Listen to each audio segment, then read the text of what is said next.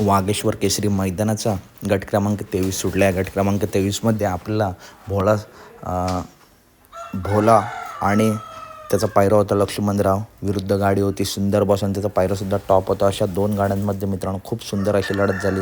सुरुवातीला 3 गाड्यांमध्ये लढत झाली.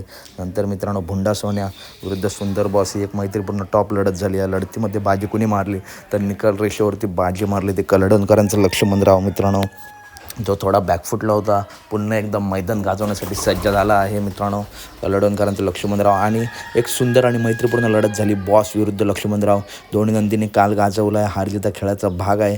सुंदर बॉसने सुद्धा खूप सुंदर अशी लढत दिली, परंतु भुंडा सोन्या आणि त्याच्यासोबत होता तो लक्ष्मणराव या गाडीने निकाल घेतला.